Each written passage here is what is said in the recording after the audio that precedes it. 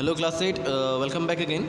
So today we will discuss another type of contact forces, that is frictional force, or simply we can call it as friction. Okay, friction. So let's begin then about friction today. Recall some of your experiences. Okay, a ball rolling along the ground gradually slows down and finally comes to rest. Okay, so in this example, what is moving? First of all, the ball is moving, right? The ball is rolling, or say moving along the ground. Suppose the ball is moving in this direction. Okay, then after some time, or say after covering some distance, the ball slows down and it ultimately comes to stop, or it ultimately comes to rest. Okay, so how did this happen? What is the reason why the ball stopped gradually here? Why the ball slows down gradually after covering some distance? Why?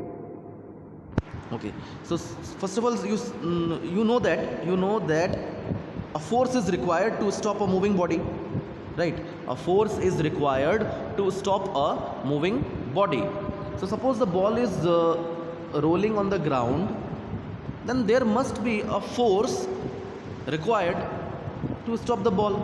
Yes or no? But in this situation, in this sentence, is any force is applied from the opposite direction to stop the ball? No, no force is applied to stop the ball. No, it is not written only in this sentence. So how the ball ultimately come to rest?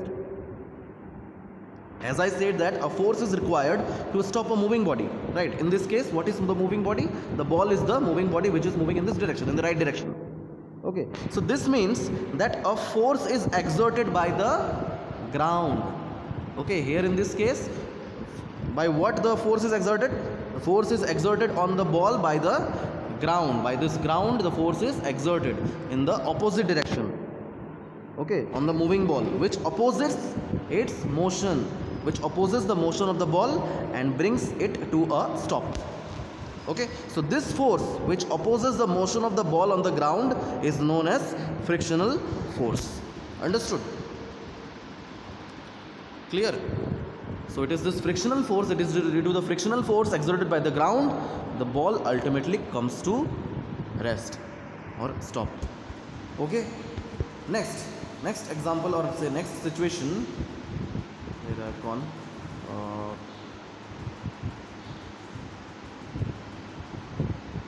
Yes, on this page, right? Okay, again. So when we stop pedaling a bicycle, it gradually slows down and finally comes to a stop. Again, why did this happen?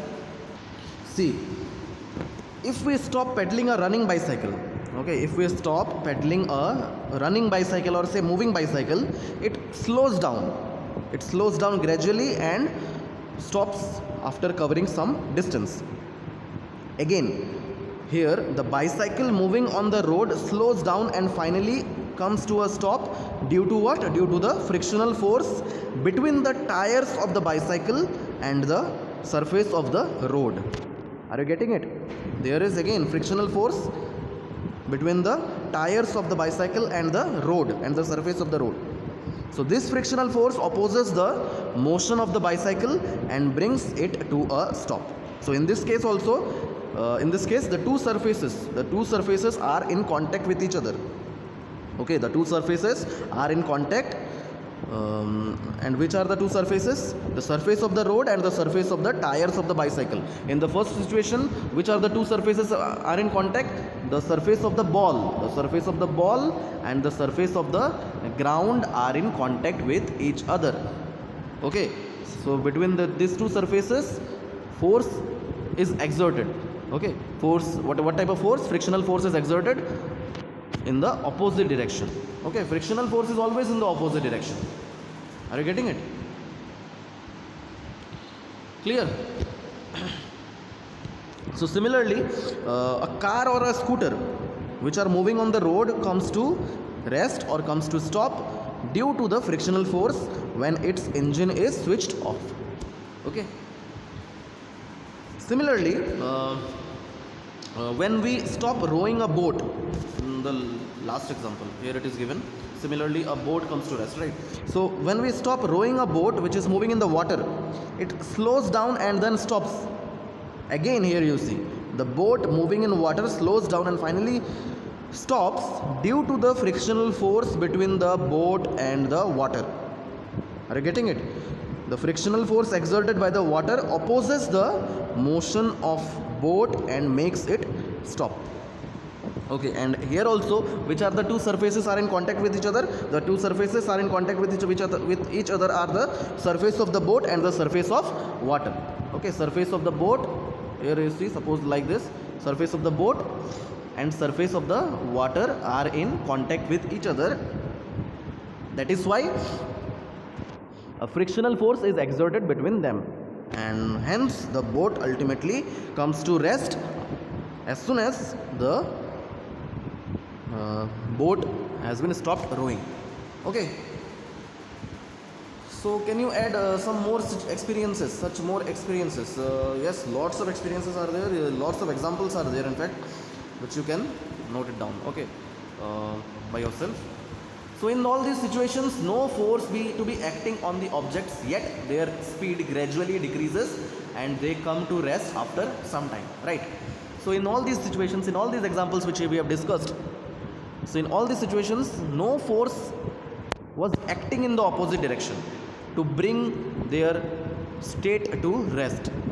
Okay, their speed gradually decreases and they ultimately come to rest. So what causes a change in their state of motion? What is the reason? Why did the moving objects come to rest or moving objects come to stop? Why? What could be the reason? Could some force be acting on them? Can you guess the direction in which the force must be acting in each case? Yes, we can guess the direction. In fact, we can we know the direction. Okay, we know the direction. It is due to the, first of all, it is due to the frictional force which acts or which always acts on all the moving objects. Frictional force,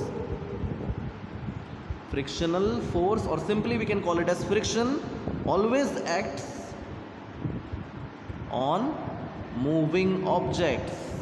Okay, always in every moving objects, frictional force is acting. Okay, we'll discuss this thing in detail in chapter number 12, that is friction. One chapter is only there about friction, which is in chapter number 12. We'll discuss these things in detail in the next chapter. Okay, in chapter number 12, friction.